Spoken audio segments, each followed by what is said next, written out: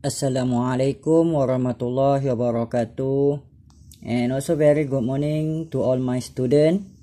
Okay, kembali kita pada pelajaran pada hari ini. Kita akan bincangkan tentang domain eukarya. Sedar tak sedar kita dah bincangkan dua kingdom dalam domain eukarya. Kingdom yang pertama adalah unicellular, mostly unicellular protists. Yang kedua adalah mostly multicellular fungi.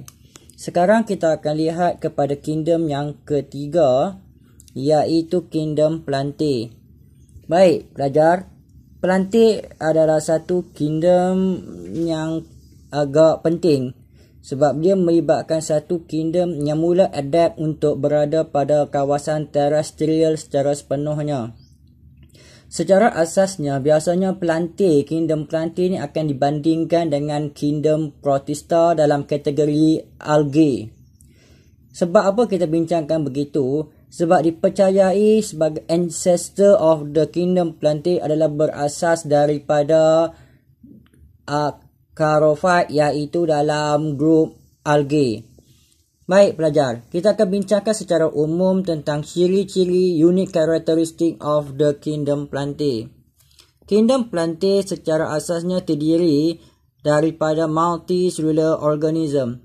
Means that they are built up from the complex multiple cell that would be grouped together to carry out the specific function.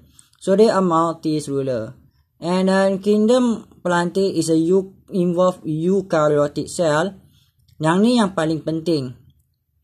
Dia adalah satu kingdom yang terdiri daripada sifat autotroph. Their feeding mode is autotrophic. Means that they able to synthesize their own organic compound. Dan dia menggunakan light energy as a source of energy. So kita panggil dia sebagai photosynthetic autotroph. Yang keempat, they have a unique characteristic because kingdom plantae have a cell wall, as well as bacteria yang dibina daripada peptidoglycan, as well as a fungi yang di cell wall dibina daripada chitin. The kingdom plantae also have a cell wall, and their cell wall is made up from cellulose. Jadi, kingdom plantae ini mempunyai ciri yang sama dengan green algae. Algae dalam protista, apabila kita melihat bahawa green algae also autotroph, photoautotroph, and the green algae, some of the green algae also have a cell wall made up from cellulose. Jadi, apabila kita lihatkan perkara ini, maka dipercayai bahawa green algae adalah ancestor of the kingdom plantae. Asal usul bagi plant adalah berasal daripada green algae. Perkara yang membezakan antara green algae dan juga plant adalah di manakah lokasi mereka berada. Green algae is an organism that is very depend on the water. Apabila green algae ni berada di kawasan di mana ketidakadaan air, maka green algae akan mempunyai satu disadvantage, satu kekurangan yang menyebabkan mereka mudah berlakunya kehilangan air yang banyak. Jadi green algae ini adalah ancestor bagi plant dan dia akan mula menghasilkan satu evolusi mewujudkan kingdom plantae apabila plant mula adapt untuk berada di kawasan terrestrial environment. Plant adalah satu organism yang mampu untuk adapt kepada terrestrial environment. So, adalah penting untuk kita belajar plant adaptation on the land. The speciality of the plant adalah dia mampu menghalang kehilangan air yang banyak. Untuk ciri-ciri yang membolehkan dia adapt kepada land dan juga dia mampu untuk menahan diri daripada loss of water ataupun dehydrate adalah mempunyai beberapa perkara. Ciri yang pertama yang membolehkan plant adapt on the land adalah kewujudan alternation of generation. Alternation of generation adalah satu bentuk alternation antara dua generasi multicellular.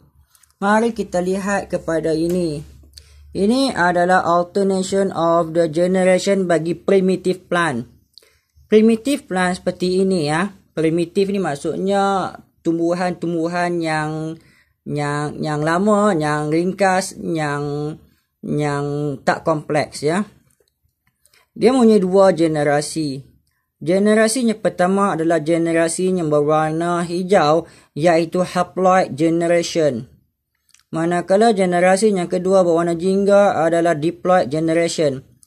Haploid generation kita panggil dia sebagai gametophyte generation, manakala diploid generation adalah sporophyte generation. The haploid generation bersifat multicellular. The sporophyte generation juga bersifat multicellular. Apabila dia wujud sebagai 2 generasi ini, maka dia mampu hidup dalam keadaan diverse environmental stress. The gametophyte generation is a generation that produce the gamete, haploid gamete.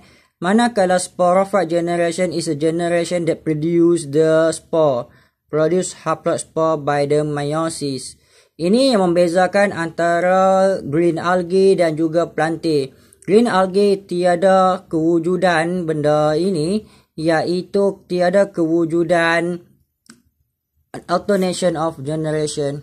Okey, kita akan sambung pada bahagian berikutnya.